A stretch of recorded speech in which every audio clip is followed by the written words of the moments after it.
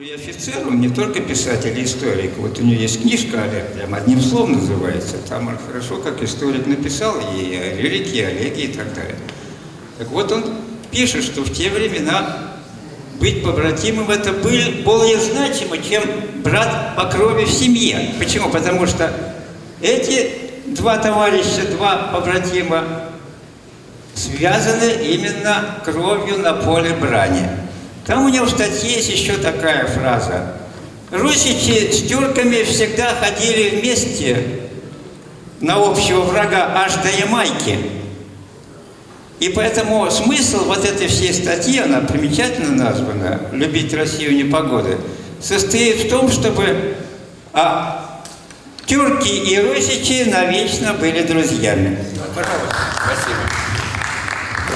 Так вот еще, значит, давайте тоже еще как конкретное дело сделаем. Значит, вот мы пока что здесь все собрались. Вот зашел вопрос о Куликовской битве. Вот давайте мы хором обратимся, значит, все вместе, значит, в нашей Государственной Думе, да, чтобы они изменили формулировку этого закона о Куликовской битве. Кто за это предложение? Прошу. Кто против? Нет. Против нет, да. Ну вот принты на глаз. Таким образом мы можем официально обратиться в Государственную Думу для того, чтобы они этот вопрос решили. А теперь я представляю слово нашим кумыкским братьям. Можно вас попросить? Вот. У нас есть кумыкла. Кстати говоря, вот вопрос тоже. Вот они не являются ли представителями кимакского государства? Активист Московской кумыкской. Добрый вечер. Я, к сожалению, не владею родным языком, кстати, поэтому обращусь по-русски. Тамерлан, Московская кумыкская организация Кумуклар. Пришли по приглашению Гаярбея.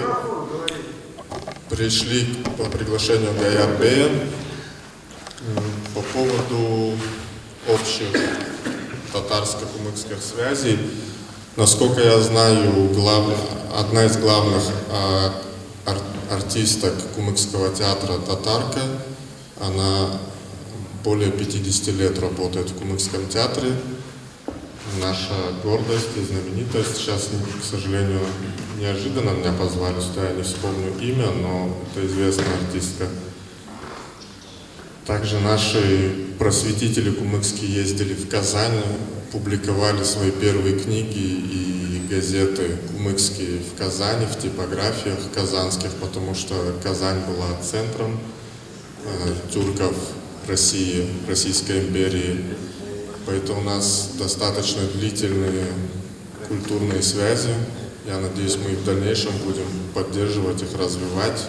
Обязательно. Не делиться на кучки, объединяться, работать над этим в разных сферах, областях. Большое спасибо, что пригласили нас.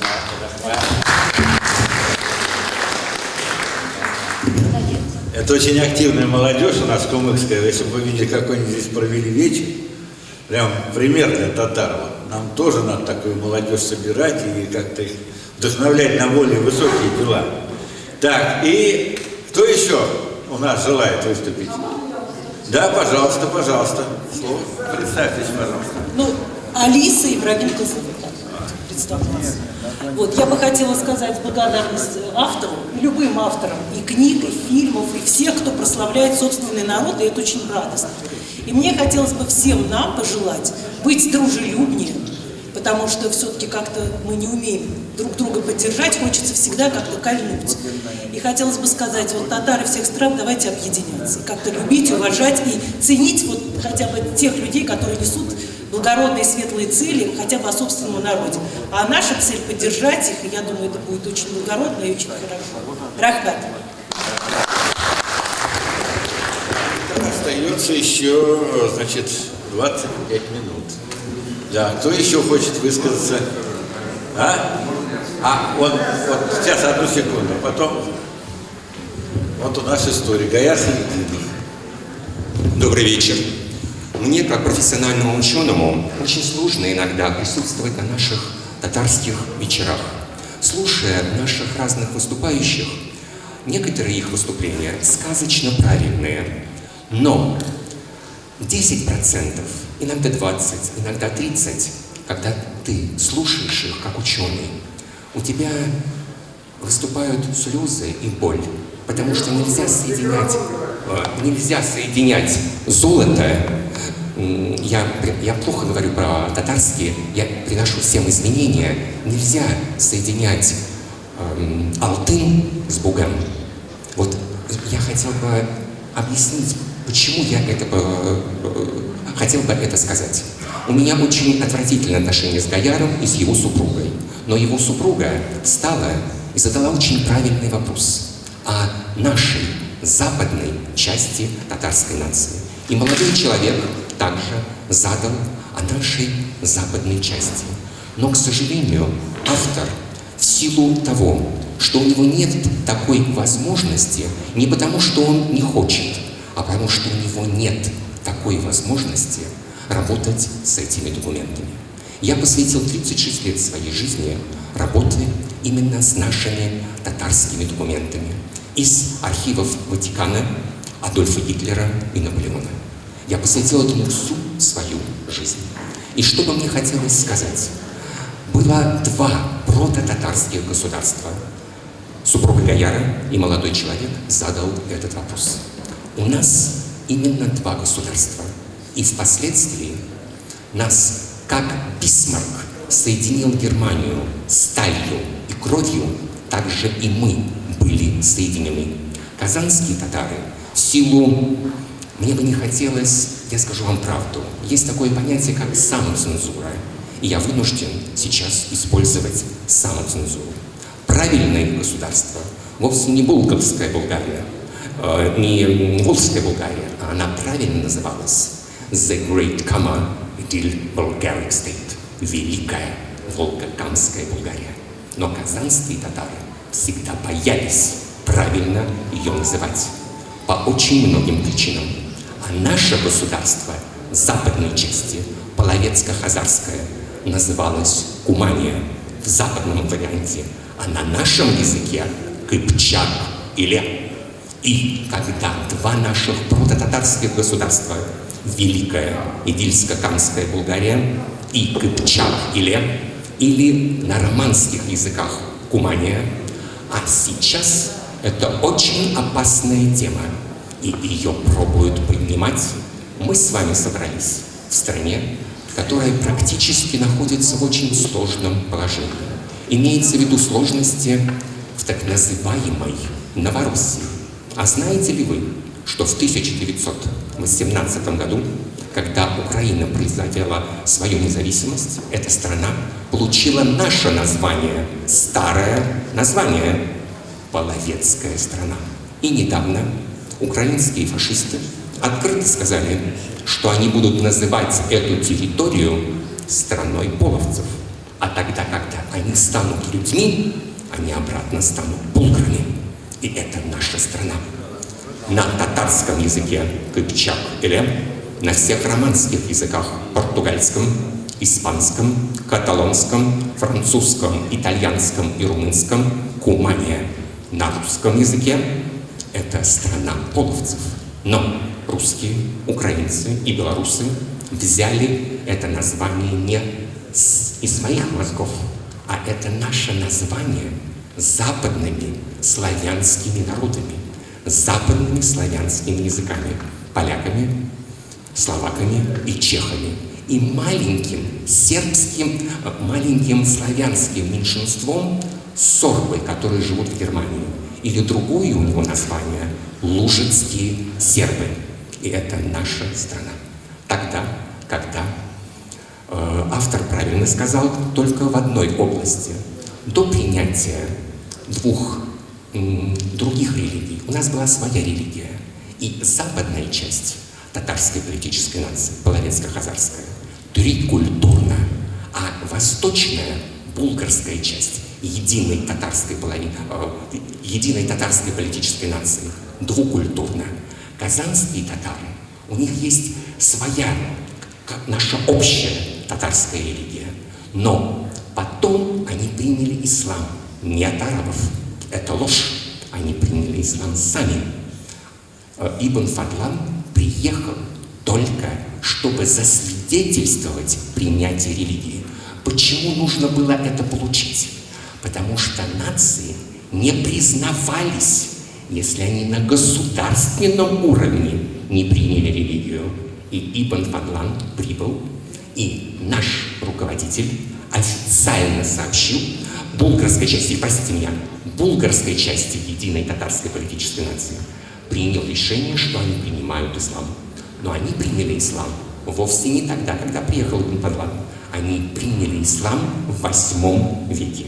И тогда, когда началась монгольская агрессия, мы приняли западная часть, половецко-хазарской части единой татарской политической нации, ислам от булгарской части. И поэтому наш половецко-хазарский ислам более национален, более даже националистический, потому что у нас нет арабских и персидских заимствований. И самые страшные наговоры и клевета на нас была в Европе. Как вы думаете, от кого? От арабов и персов. Мы были для них главные конкуренты. И самое страшное зло, которое нам причиняли в Европе, это было от арабов и персов. И сейчас все эти документы, которые есть, они сохранились. Абсолютно ни один документ не уничтожен. Когда мы были захвачены, казанская, булгарская часть, булгарско-хазарская части больше повезло.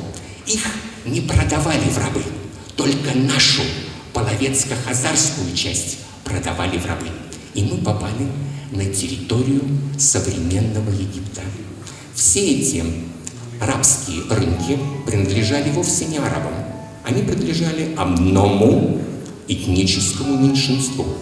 И самую большую прибыль получало одно этническое меньшинство, которое занималось работорговлей. Сейчас они все орут, что мусульмане торговали людьми. На самом деле это неправда. Это делало одно этническое меньшинство. Номина сунтадиоза. Я не буду называть имена. Все сидящие здесь татары поймут, что я имею в виду. Я так, наверное, надеюсь.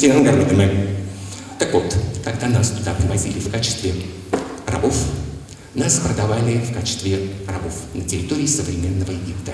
Мы, западная часть, половецко-хазарская, подняли восстание, убили египетского султана и провозгласили мамлюкский султанат. Все наши документы издавались на двух языках, на нашем, на татарском и на арабском. И он имел 3 названия: золотоордынско-египетский, кыпчако-египетский и татарско-египетский. И все эти документы сохранились. Ни один документ не был уничтожен. Тогда и мы, вывезенные как рабы туда, нам было неприятно, что наша родина оккупирована, и у нас были восстания. Но мы не могли на территории своей этнической части помогать друг другу. И тогда наши правители и наши войска на территории современного Египта посылали нам секретные войска и деньги. И мы сначала делали восстание, но потом монгол было немного. Они растворились среди нас. И получилось 2 татарских государства. То, что на территории страны, в которой мы с вами живем, и мамлюкский султанат, где было 2 языка, наш татарский и арабский. И сложилось 2 татарские королевские династии. И они между собой матримониально были связаны. И все правители Египта, все короли и королевы Египта были только татарского происхождения. И нужно было уничтожить 2 прототатарских государства. Сначала у нас отняли морской шелковый путь из территории современного Юго-Восточной Азии, где нам, татарам, принадлежали все, что самое большое богатство было в средних веках – торговля специями.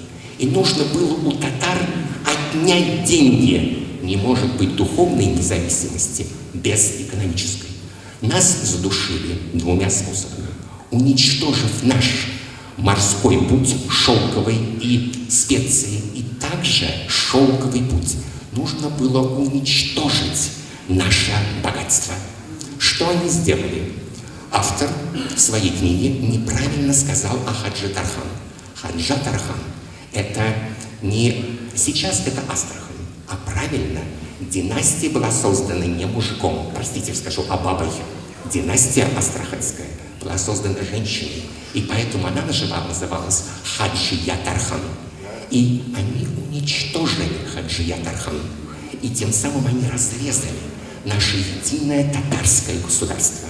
А потом также они уничтожили наш татарский военно-морской флот.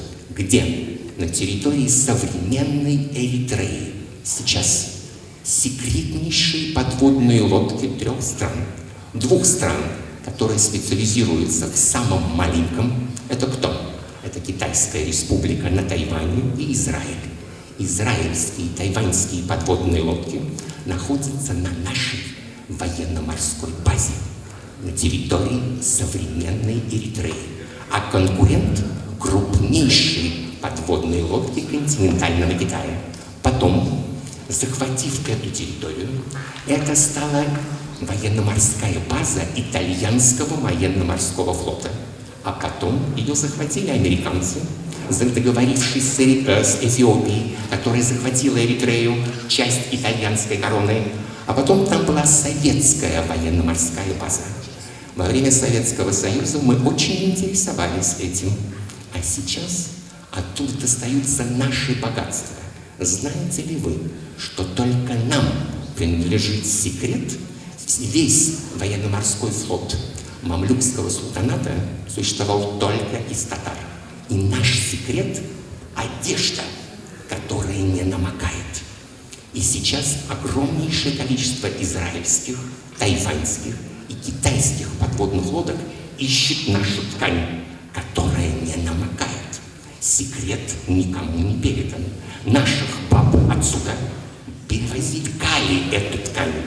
И татарские адмиралы военно-морского флота Египта и солдаты, матросы носили эту ткань.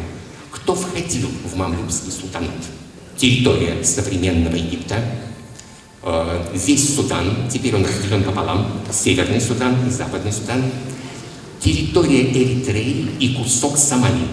А на территории Азии, Синайский полуостров, весь Израиль, тогда, конечно, не было, Ливан, Сирия, Ирак, весь Кувейт и 5% территории современного Ирана.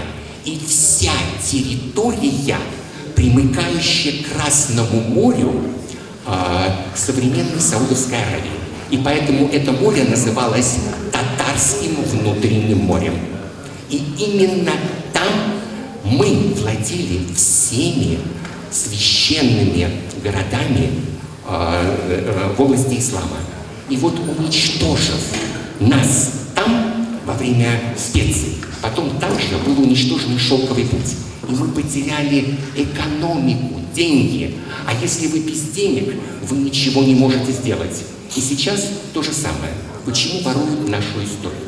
Потому что наша история, в чем мы опасны? Татары не пьют, не курят.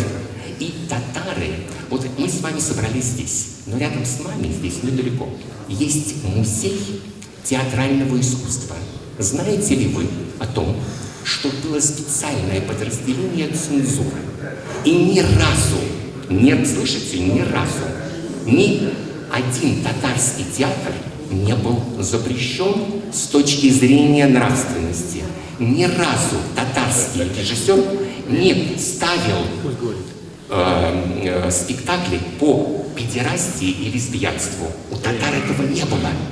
И они были запрещены только у русских и у евреев. Самое большое количество было запрещено этих спектаклей у русских и евреев. Из 100 спектаклей, которые запрещала царская цензура у жидов, 95 было по педерастии и лесбиянству. Я приношу вам извинения, может быть, я некоторые вещи неправильно сказал, но мне вот очень не понравилось, что некоторые вещи, и мне очень не понравилось нашего Ахмед Сатара. Вот, ну, многие мне не нравятся, потому что они говорят на 70-80%, даже на 90% хорошо, а на 5 и 10 говно. И это убивает всех нас, независимо от того, министр ли это, бизнесмен или златарик.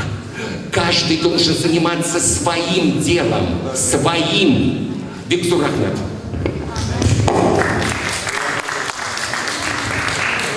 Пример. Так, Анас Хазрет. Да, вот как раз время к ифтару приближается у нас. Тоже с минут колды.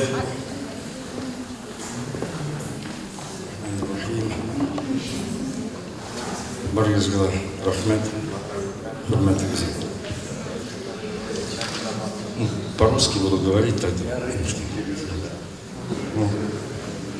То, что сейчас слушал я много, именно пришел к общему выводу, размышляя, что воистину и историю изучая, что мы, русские, татары, это единый народ.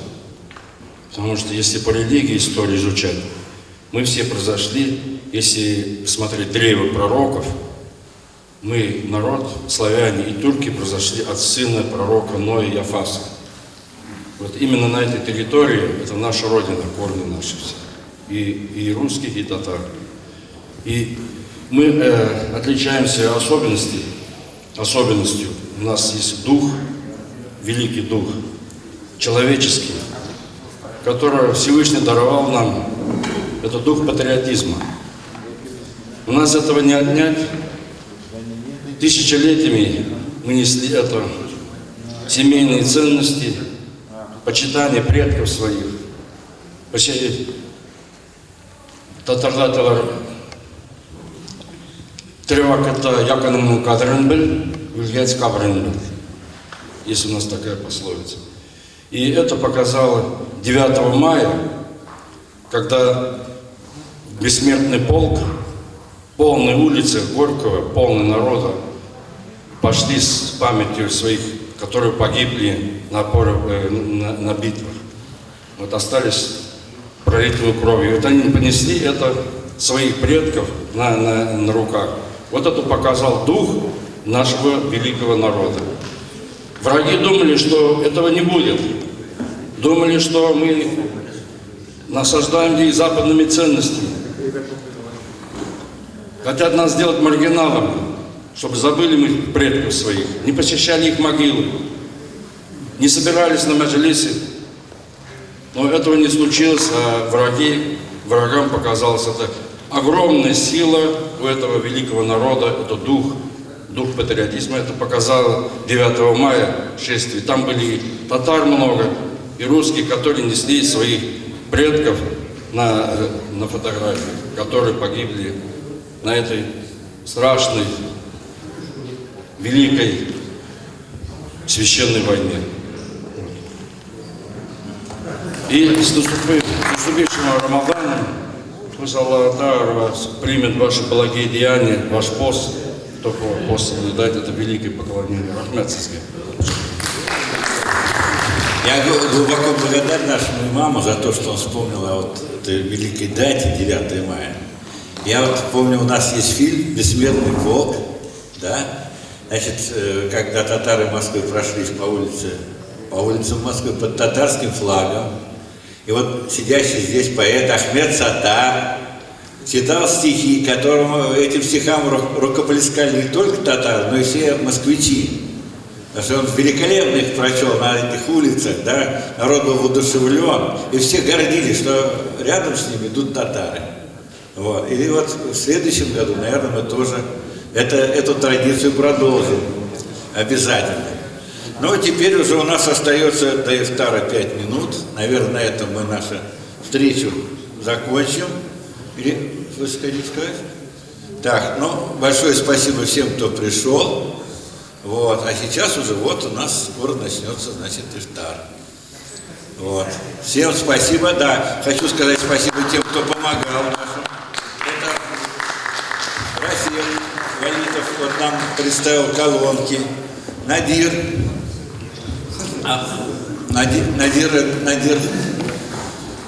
который доставал вот этот проектор, к сожалению, не сработал, да. Вот. Потом Шамилю спасибо, который снимал. Один Шамиль, второй Шамиль снимал. Высапик Зор Рахмет Сизге. Яхела Саузакбеса. Ну и главное спасибо организаторам нашей встречи. Вот, писателю Галине Кею, Ренату Ингуразову, вот, который, не знаю, отошел здесь, вот то же самое. Всем им большое спасибо. Ну и дома. Всего доброго.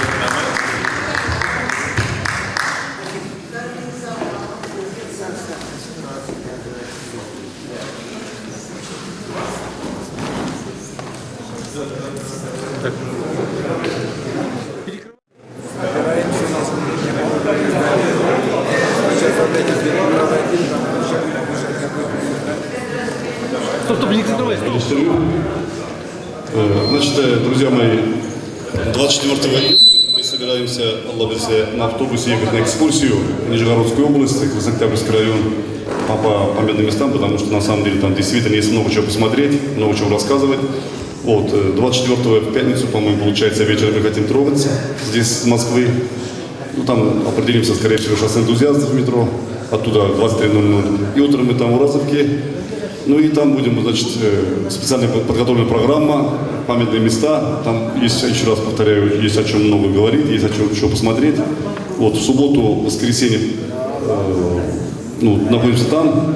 И в воскресенье вечером, в 6 вечера отправляемся уже в Москву. Как бы в понедельник открытие метро, чтобы мы успели быть в Москве. Значит, стоимость всего этого будет где-то 4800. Мы составили с ночевкой, с кормлением, там, с питанием, со всеми делами. Потому что там будет национальный стол и вообще программа интересная, очень интересная программа. Заездили там в Рябушкино, Яндовище, где вот мечети, когда они закрывались, Рябушкино. Вот. Памятник Медианы, где мечеть очень красивый, Кровеческий музей там. Поэтому, если будет желание, пожалуйста, Гайравыга, обращайтесь и записывайтесь.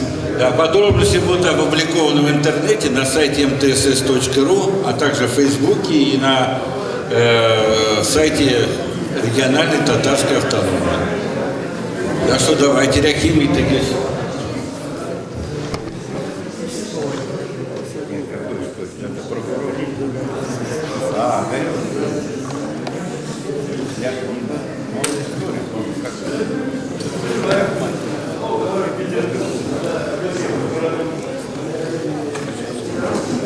Так, прикрываем.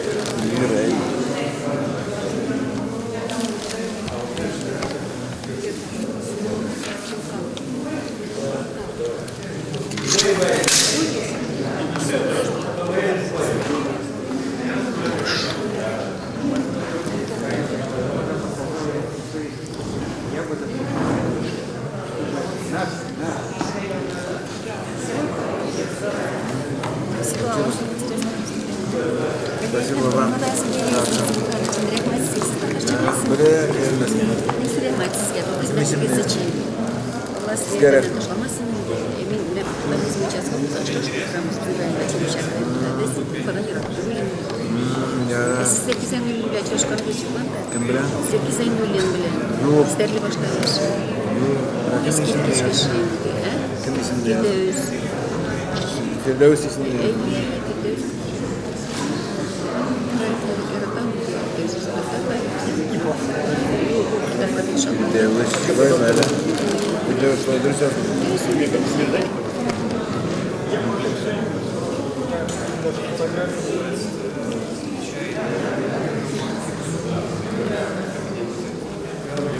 Я эти фотографии помещаю в свою книгу. Потом я где-то дальше, там нет. Там,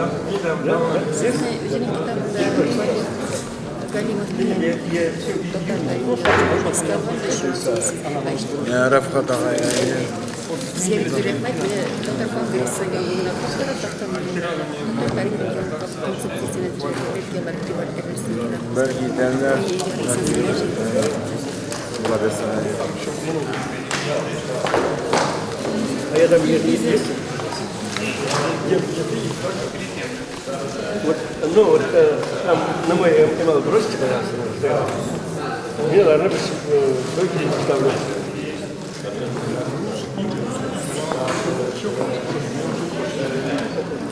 Финно-угорский роль. Так женщин брали у финно-угров татары, то и финно-угры там есть кровь, пожалуйста. Ну такой народ татар был, перья был. В чем дело? Ну, татары же называли эти, как бы, это китайцы называли татар, потому что они татары сами себя татары называли. Вот поэтому и называют до сих пор. А китайцы называли татары.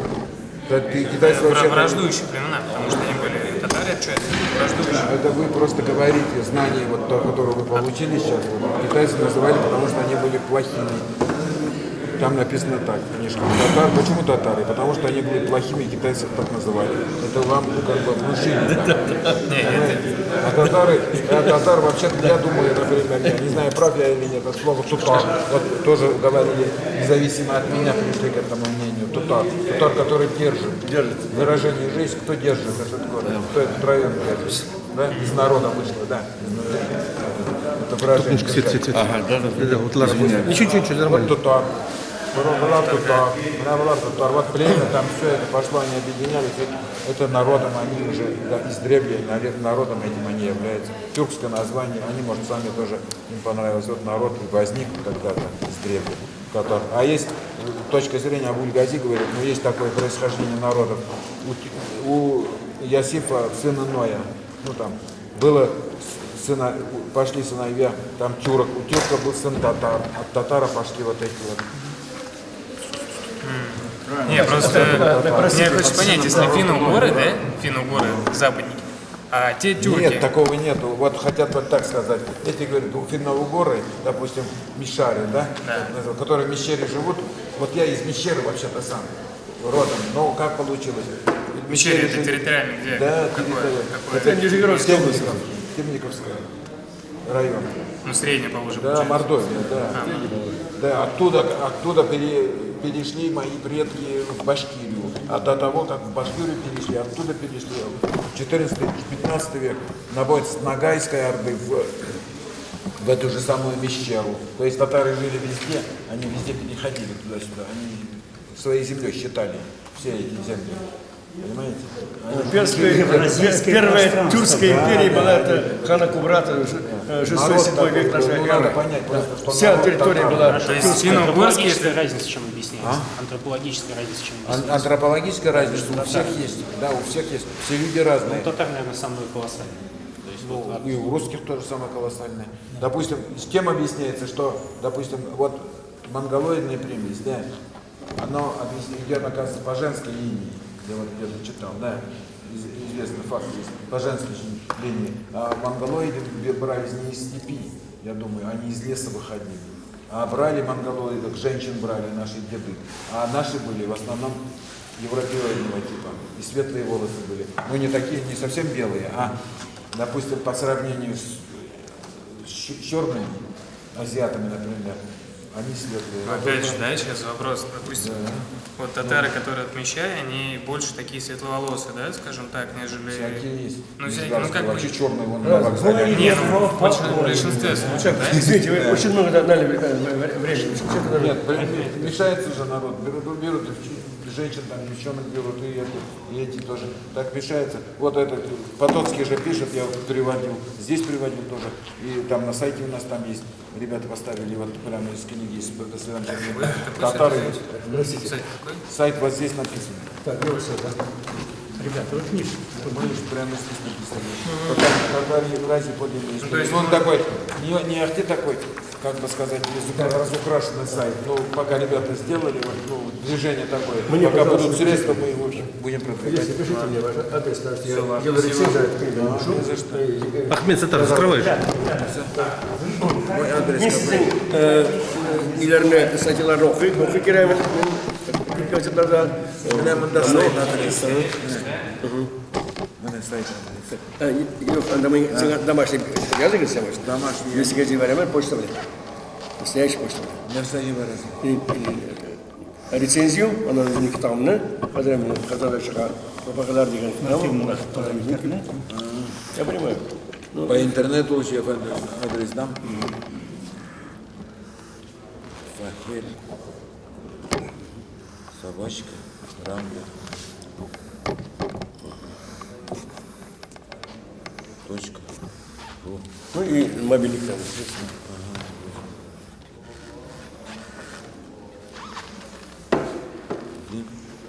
Bu kitap benim edebi müzemde var. Значит, мен болған Крымда, вашында китап. Мен аны сызам, етем, ну, в общем, кемерийцы, это замечательно. Все. Я хочу просто совет с вами, потому что я был на ней писать рецензию. Значит, она идет какая? Везде варвары. Люди живут на своей земле, пишут варвары.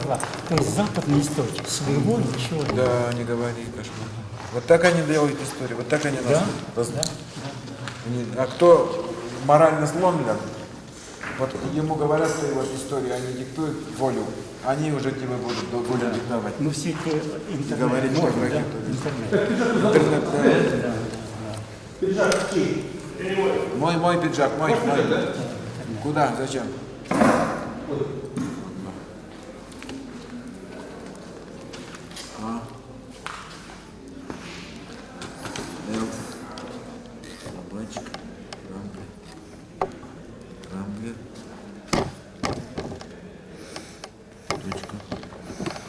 Да, я шаряхнет. Еще, наверное, келіп шықтым, а? Да. Нормально, да? Нормально.